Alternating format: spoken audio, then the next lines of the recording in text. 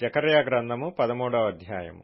ఆ దినమున పాపమును అపవిత్రతను పరిహరించుటకై దావీదు సంతతి వారి కొరకును యెరూషలేము నివాసుల కొరకును ఊట ఒకటి తీయబడును.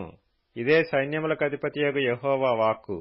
ఆ దినమున విగ్రహముల పేళ్లు ఇకను జ్ఞాపకం రాకుండా దేశములో నుండి నేను వాటిని కొట్టివేతును.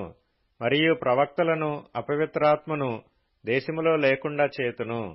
ఎవడైనను ఇక ప్రవచనము పలుక బూనుకొనిన ఎడల వానిని కన్న తల్లిదండ్రులు, నీవు యెహోవా నామమున అబద్ధము పలుకుచున్నావే, నీవికను బ్రతుక తగదని వానితో చెప్పుదురు.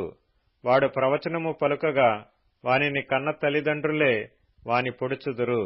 ఆ దినమున తాము పలికిన ప్రవచనములను బట్టియు తమకు కలిగిన దర్శనమును బట్టియు ప్రవక్తలు సిగ్గుపడి ఇకను మోసపుచ్చకూడదని గొంగళి ధరించుట మానివేయుదురు.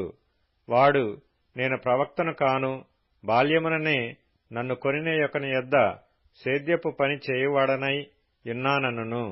నీ చేతులకు గాయము లేమని వారడుగగా వాడు, ఇవి నన్ను ప్రేమించిన వారి ఇంట నేనుండగా నాకు కలిగిన గాయములని చెప్పును.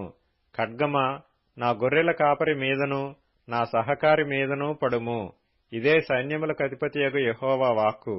గొర్రెలు చెదరపోవునట్లు కాపరిని హతము చేయుము.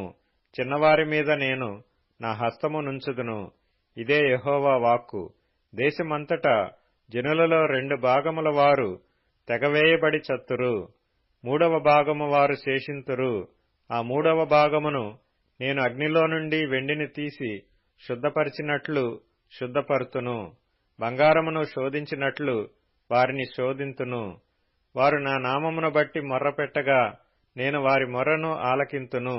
వీరు నా జనులని నేను చెప్పుదును, యెహోవా మా దేవుడని వారు చెప్పుదురు.